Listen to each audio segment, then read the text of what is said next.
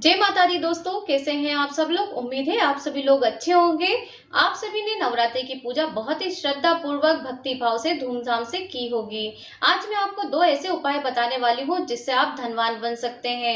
अक्सर ये होता है कि हम पूरे भक्ति भाव से नवरात्रि में माँ का स्वागत करते हैं और जब विसर्जन की बारी आती है माँ की, तो हमारे मन में बहुत सारी उनकी चीजों को लेकर उनको लेकर प्रश्न खड़े हो जाते हैं। अब कई लोगों को जाने अनजाने में कई लोग गलती भी कर बैठते हैं। तो आज के वीडियो में मैं आपको बताऊंगी, अगर आपने भी अपने घर में ज्वारे बोए हैं तो ज्वारों को आपको क्या करना चाहिए। अगर आपने अखंड जोत जलाई है तो अखंड जोत का क्या करना होगा नवरात्रि के बाद। अब बारी है कलश विसर्जन की। तो आप ये भी जानना चाहते होंगे कि हमने जो 9 दिन तक माँ को पूजा सामग्री भेंट की है, प्रयोग की है, उन सामग्रियों को हम विसर्जित कैसे करें। तो देखिए, जो ज्वारे हमने बोई है उनका हम क्या करें। जो कलश स्थापना की है, घट स्थापना की है, कलश का क्या करें, कलश के नीचे रखे हुए चावलों का हम लोग क्या करें, अखंड ज्योति का क्या करें, अखंड ज्योति में जो तेल बचता है उसका क्या करें, और कलश के नीचे जो चावल बचते हैं उनका हम क्या प्रयोग कर सकते हैं। नवरात्रि में कन्या पूजन कब करें, अष्टमी नवमी तिथि कब रहेगी, हरे भरे जौ का हम क्या करें। ज्वारे हमारे लिए शुभ और अशुभ दोनों संकेत लेकर आते हैं। इससे संबंधित भी वीडियो भी हमारे चैनल पे अपलोड है, तो जरूर से जाके देख लीजिए। तो आज के वीडियो में मैं ये सारे जो आपके मन में प्रश्न चल रहे हैं उनका उत्तर देने वाली हूँ। और बहुत ही ज्यादा महत्वपूर्ण है वीडियो, क्योंकि कई बार ये होता है कि हम अक्सर गलती कर बैठते हैं। हमें पता नहीं चलता है कि नवरात्रि के बाद इन पूजा में की गई, उपयोग की गई सामग्रियों का हमें क्या करना चाहिए, और गलत तरीके से हम उन्हें या तो प्रभावित कर देते हैं या फिर कुछ ऐसा करते हैं जिससे कि हमें बाद में पूजा का फल नहीं मिल पाता है।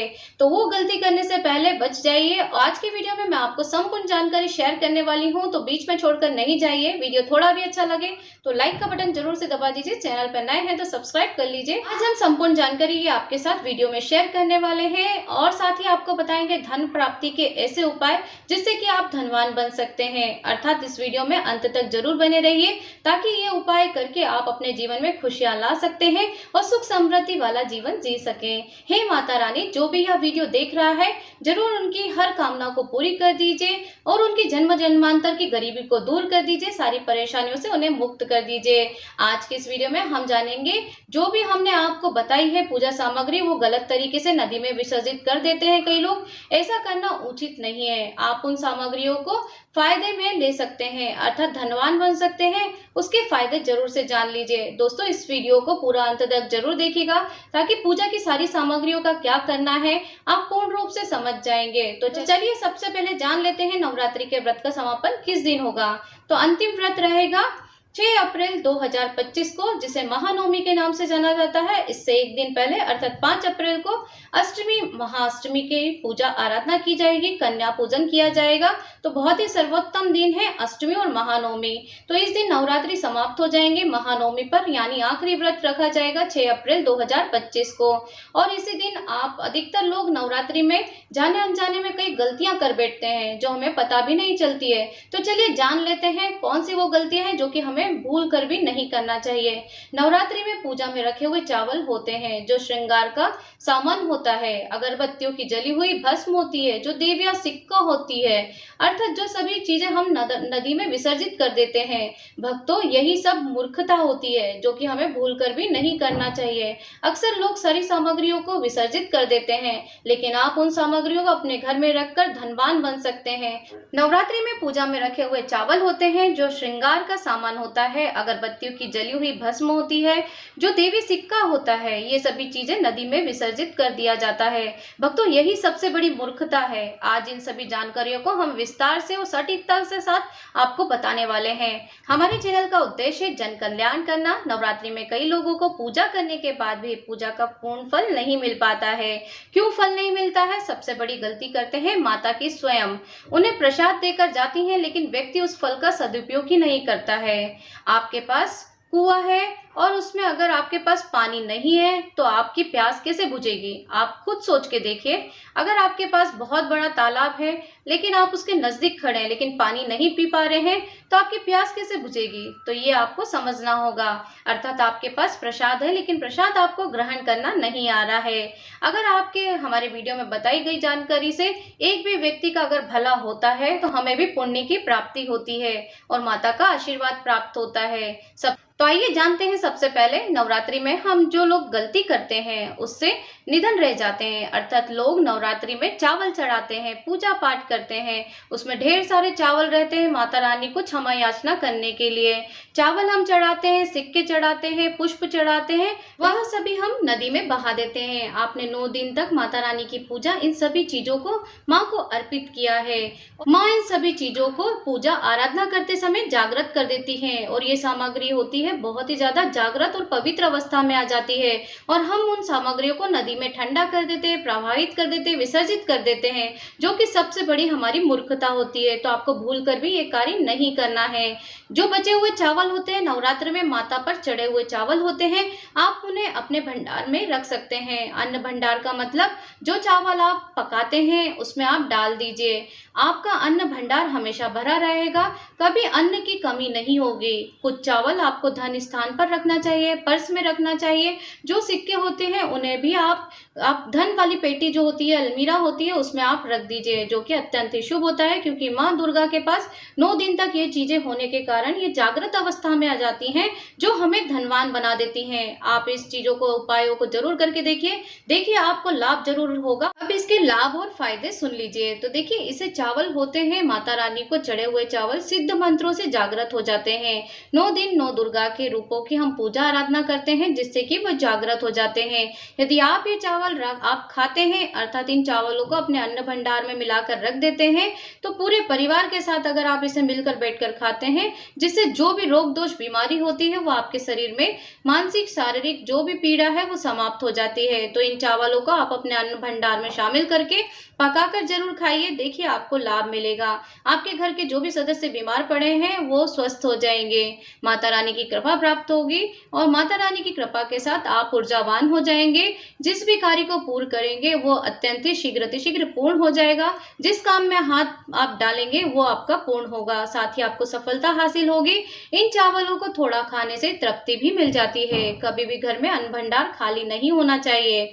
नंबर 2, देखिए, हम सभी नवरात्रि में माता रानी को श्रृंगार सामग्री चढ़ाते हैं और श्रृंगार का सामान भी चढ़ाते हैं, लेकिन अक्सर क्या होता है कि जो घर की महिलाएं होती हैं नवरात्रि की पूजा पाठ करने के बाद उन्हें विसर्जित कर देती हैं। तो आप ये भूल कर भी गलती ना करिए, क्योंकि 9 दिन माँ के सामने ये जागृत अवस्था में हो जाती हैं और ये कार्य आपको नहीं करना चाहिए। अर्थात श्रृंगार की जो सामग्रियां होती हैं वो विसर्जित नहीं करना चाहिए, बल्कि परिवार की जो भी सौभाग्यवती स्त्री है, जो सुहागन महिला है, उन सामग्रियों को दे देना चाहिए, अर्थात आप उन्हें पहन लेना चाहिए, जो कि अत्यंत ही शुभ मानी जाती हैं। माता रानी को चढ़ाई हुई सुहाग सामग्री पहनने से अखंड सौभाग्य की प्राप्ति होती है।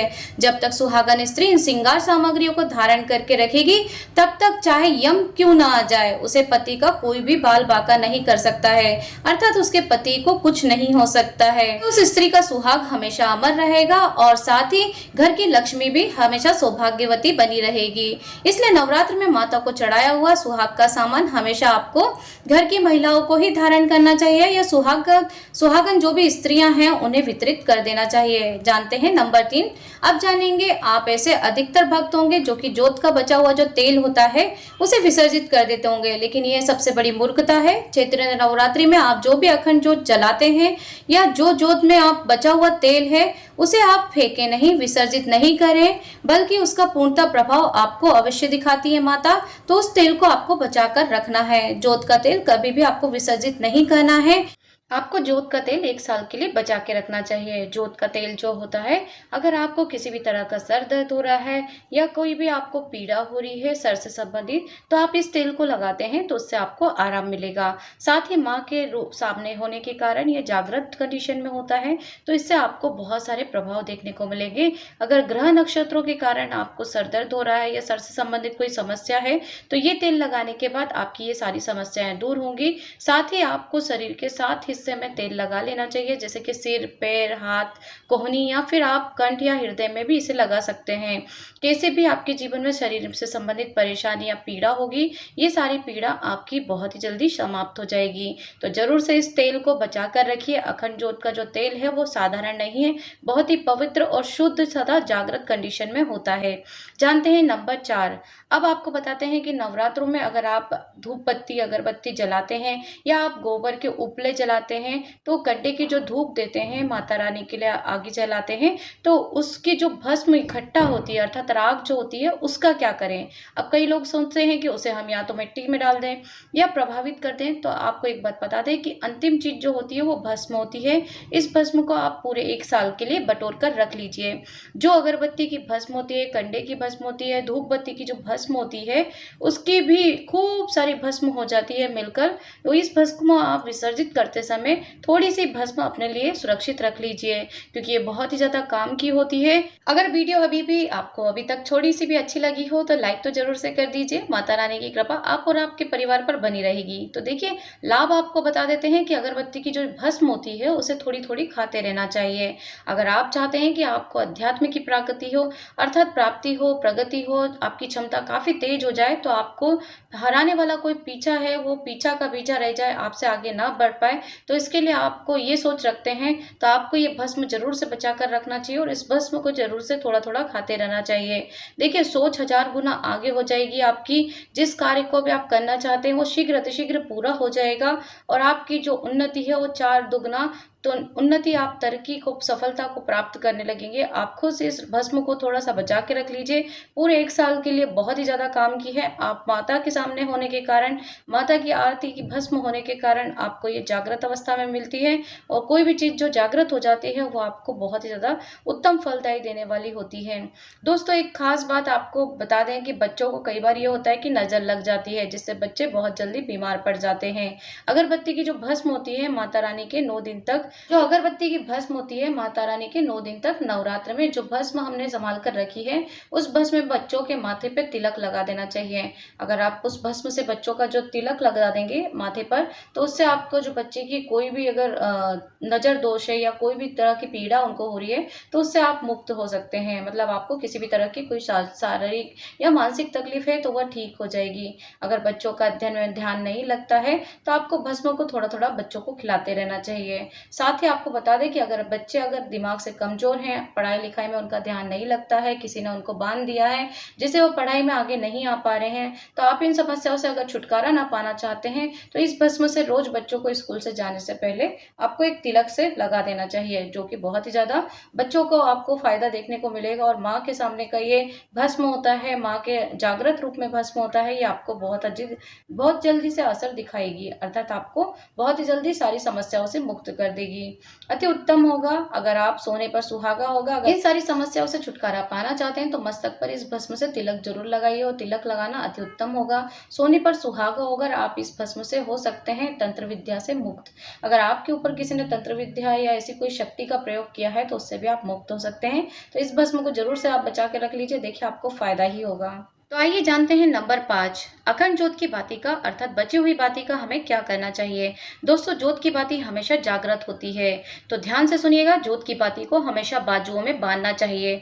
क्यों पहनना चाहिए इसके बारे में हम आपको आगे वीडियो में बताते हैं, इसलिए वीडियो ध्यान से सुन लीजिए, क्योंकि इसमें साक्षात नव दुर्गा होती है और 9 दिन यह अखंड ज्योत जलने के कारण यह चैतन्य हो जाती है और यह माता का प्रसाद होता है जिसमें प्राण आ जाते हैं, शक्ति जागृत हो जाती है। और आप इस ज्योत की बाती को अगर जरूर धारण कर लीजिए, इससे आपको फायदा देखने को मिलेगा। जो भी व्यक्ति इस ज्योत चैतन्य ज्योत की बाती को ताबीज में या बाजू में धारण करता है वह अकाल मृत्यु को पीछे कर देता है, अर्थात मृत्यु का भी वापस लौट आ देता है। आपका अगर यमराज लेने भी आ रहे हैं तो अगर आपके हाथ में ये बाती बंधी हुई होती है या ताबीज के अंदर आपने पहन रखी होती है तो यमराज भी इसे देखकर भाग जाते हैं, अर्थात वो आपके नजदीक नहीं आते हैं। एक तरह से नवदुर्गा मैया का दिया हुआ सुरक्षा कवच होता है यह दुर्घटना से बचाने का कार्य भी करता है। यह नजर दोष, तंत्र मंत्र, बाधा से भी बचाता है। तो देखिए, भक्त बड़े भले भोले होते हैं जो कि नजर दोष से परेशान होते हैं। इसे जरूर बाजू में धारण करिए। कितना भी तांत्रिक बड़ा से बड़ा काम किया हुआ आपके ऊपर कोई भी शत्रु ने अगर इस तरीके की कोई तांत्रिक विद्या कर रखी हो तो उसकी तंत्र शक्ति भी उस तंत्र शक्ति को भी फेल कर देता है ये ताबीज में बंधा हुआ बाती। तो आप इसे जरूर धारण करिए, क्योंकि ये साधारण बाती नहीं है, माँ की अखंड ज्योत की बची हुई तेल की बाती है, अर्थात आपको इसे जरूर से संभाल के रखना चाहिए और ताबीज में धारण कर लेना चाहिए, या आप इसे किसी कपड़े में आप लपेट के अपने बाजू में धारण कर लीजिए। बहुत ही ज्यादा शुभ फलदायी देने वाली होती है और बहुत काम की चीज है, इसे आप जरूर रखिए अपने पास। होती है है वो भूत प्रेत नीच शक्ति से भी बचाती है। आप किसी भी मरघट में चले जाइए या जाकर सो जाइए, आपको इसको पहनने के बाद कोई भूत प्रेत आपको टच भी नहीं कर पाएगा। इसे पहनने के बाद आपको दूर से ही भाग जाएगा। ऐसी शक्तियों से इसे पहनने के बाद बचाव होता है। तो आप अगर ये धारण कर लेते हैं ताबीज के अंदर या अपने बाजुओं के अंदर किसी कपड़े में बांध के, तो आपका कोई भी नाश नहीं कर सकता है। आपकी माताजी हमेशा सुरक्षा करती है, रक्षा करती है। आप जानेंगे कि कन्या पूजन कब करना है। तो देखिए, अष्टमी और नवमी के दिन कन्या पूजन की जाती है। कन्या पूजन अगर आप करने का सोच रहे हैं तो शुभ मुहूर्त में ही अर्थात अभिजीत मुहूर्त में आपको कन्या पूजन करना चाहिए। और कन्या पूजन जो कि अष्टमी अर्थात महाअष्टमी के दिन किया जाता है और महानवमी के दिन किया जाता है। जो भी आपके घर की परंपरा है उसके हिसाब से आप कन्या पूजन कर लीजिए।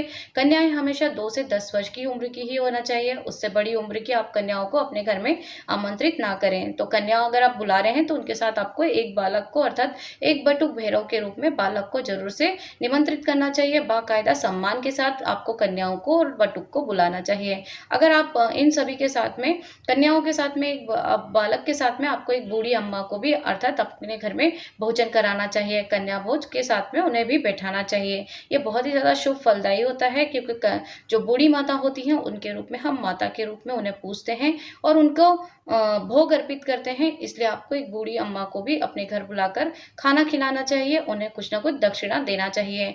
ऐसे तो हम आपको बता दें कि अष्टमी और नवमी जो भी आपके घर की परंपरा चली आ रही है उसके हिसाब से आप नवमी पे अगर आप चाहते हैं तो नवमी पर आप कन्या पूजन करा लीजिए। अगर आप अष्टमी में आपके वहाँ होता है तो आप अष्टमी पे करा लीजिए। तो इस अगर आप ये सारे कार्य करते हैं और हमारे द्वारा वीडियो में दी गई जानकारी को पूरा आप अपने फैमिली फ्रेंड रिश्तेदारों को भी शेयर करते हैं, तो वो भी अगर उनसे कोई जीवन में गलती हो रही है या नवरात्रि के बाद तो वो उनके घर में भी अगर उन्होंने कलश स्थापना की है और उनसे जो गलती होने वाली है उससे बच जाएंगे। तो इस वीडियो को शेयर जरूर से कर दीजिए, क्योंकि माता रानी आप पर हमेशा कृपा बनाई रहेगी। और आपको बता दें कि अगर आपके मन में जो भी इच्छा है, प्रार्थना है, आपने इससे व्रत धारण किया है, व्रत धारण नहीं भी किया है, आपने केवल कथा श्रवण किया है, कन्या भोज कराया है, तो भी आपको उस व्रत का संपूर्ण फल प्राप्त होगा।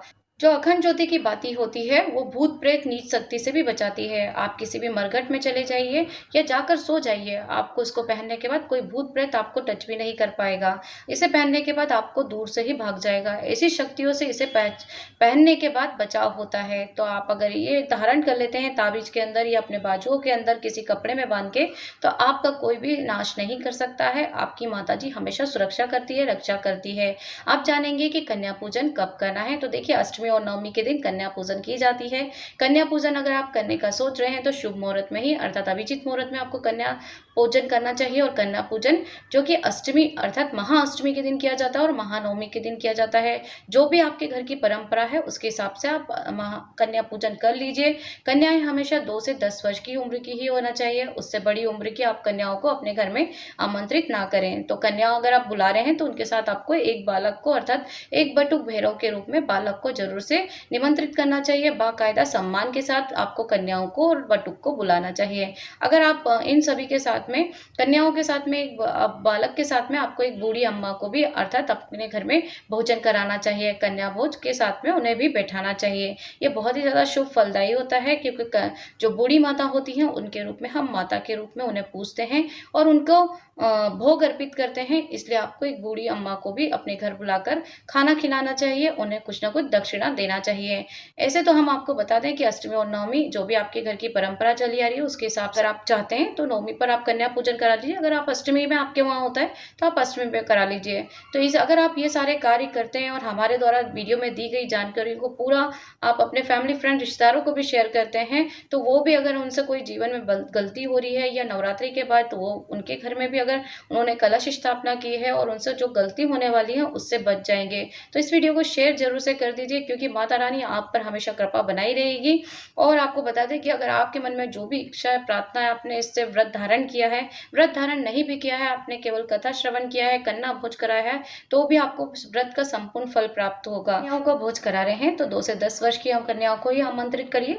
9 कन्याओं को बुला सकती है। 9 कन्याओं के साथ आपको एक बटुक भैरव के रूप में एक बालक को भी आमंत्रित करना चाहिए। इसके बाद बता दें एक बूढ़ी अम्मा को भी आपको भोजन पे बुलाना चाहिए। अब आपको बता देते हैं कि अगर आप कन्या भोज करा रहे हैं तो शुद्ध सात्विक भोजन ही आपको घर में तैयार करना चाहिए। बिना लहसुन अदरक प्याज का आप भोजन तैयार करिए। पहले माता जी को अर्पित करिए पूजा आराधना करने के बाद। उसके बाद आप 9 कन्याओं को भोजन अर्थात कंजक जिमाइए, उन्हें भोज करवाइए। साथ ही बटुक भैरव को भी आपको बाकायदा सम्मान के साथ आमंत्रित करना चाहिए अपने घर में। पूरे विधि विधान के साथ उनकी भी पूजा करना चाहिए, क्योंकि महाशक्ति के साथ में उनकी रक्षा के लिए, उनकी सेवा करने के लिए शिव जी ने एक बटुक भैरव के रूप में बालक को साथ में रखा है, अर्थात उनकी सेवा शक्ति करने के लिए ये बटुक भैरव आए हैं। तो माता जी के साथ बटुक भैरव तो जरूर आएंगे ही आपके घर में भी, तो आप उनकी पूजा आराधना जरूर करिए। तो गिफ्ट उपहार जरूर दीजिए, दक्षिणा दीजिए, जो भी आपसे बन सकता है आपके सामर्थ्य के अनुसार आप कर सकते हैं। उपहार दे सकते हैं, आप चाहें तो स्टील के बर्तन दे सकते हैं, या फिर आप उन्हें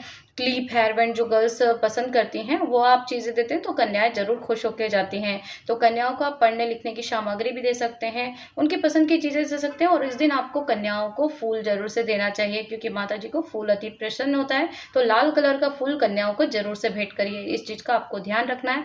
जब भी आप कन्या भोज कराएंगे उनके पैरों को धोएंगे, धोने के बाद पोंछ कर उन्हें स्वच्छ आसन पे बिठाइए। उसके बाद आपको भोजन कराना चाहिए और उनके माथे पर आपको रोली किंग कुमकुम से आपको तिलक करना चाहिए। उसके बाद उनके हाथ में कलावा जरूर से बांधना चाहिए, फिर उनके भोजन कराना चाहिए। तो ये सारी बातों का आपको ध्यान रखना है। जब कन्या भोज करने के बाद आप उन्हें उपहार स्वरूप कुछ भी देते हैं आपके सामर्थ्य के अनुसार, तो उसके बाद आप उन्हें दक्षिणा जरूर दीजिए। बिना दक्षिणा दिए हुए आप उन्हें नहीं जाने दीजिए। साथ ही एक बात और आपको बता देते हैं, जो कि बहुत ही बड़ा महा उपाय है। जब भी कन्या आपके वहां से भोजन जिम के जाती हैं तो आप उनके हाथ में थोड़ा थोड़ा चावल दे दीजिए। चावल आपको ये बोलना है कन्याओं से कि आप इस चावल को अर्थात अपने घर में ही इस तरीके से पीछे फिकवा लीजिए, या फिर आप उनका हाथ लेकर आप उन्हें वापस से ले लीजिए। तो उन चावलों को आपको अपने धन की तिजोरी में या अलमारी में, जहाँ पे भी आपका धन स्थान है, वहां पर रखना है, क्योंकि ये 9 कन्याएं 9 माताओं के स्वरूप में आपके घर में विराजमान हुई हैं। और उनके हाथ से लगी हुई अगर अक्षत आप उन्हें संभाल के रखते हैं 1 साल के लिए, उनका हाथ लगवा कर आप अक्षत ले लेते हैं, तो उन्हें पर्स में भी रख सकते हैं, धन स्थान में रख देते हैं, तो आपका पूरा साल हरा भरा रहेगा, अर्थात धन निधान से परिपूर्ण होंगे, माता का आशीर्वाद प्राप्त होगा। तो ये उपाय जरूर से करके देख लीजिए, महा उपाय है जिससे काफी लोगों को फायदा भी हुआ है। तो उम्मीद है आज का वीडियो आपको पसंद आया होगा और अंत तक आपने श्रवण भी किया होगा। अगर वीडियो पे आप हमारे साथ अभी तक बने हुए हैं तो वीडियो को एक लाइक तो जरूर से कर दीजिए। चैनल पे नए हैं तो सब्सक्राइब कर लीजिए। आने वाली कामदा एकादशी व्रत की पौराणिक कथा हमारे चैनल पर आने वाले समय में आपको उपलब्ध हो जाएगी, तो जरूर से कथा को श्रवण करिएगा। महा हनुमान जयंती भी आने वाली है, जिससे संबंधित वीडियो हम आपको बहुत ही जल्दी अपने चैनल पे अपलोड कर देंगे, तो आप जरूर से हनुमान जयंती के भी वीडियो देख सकते हैं। हनुमान जन उत्सव के से संबंधित सारे वीडियो हम आपको शेयर करेंगे, तो हमारे चैनल को जरूर जुड़ जाइए, अर्थात चैनल को सब्सक्राइब कर लीजिए, नोटिफिकेशन बेल को ऑन कर लें, ताकि जब भी चैनल पे वीडियो अपलोड होगा तो सबसे पहला नोटिफिकेशन आपके पास ही आएगा। तो मिलती हूँ मैं नेक्स्ट वीडियो के साथ, तब तक के लिए जय माता दी।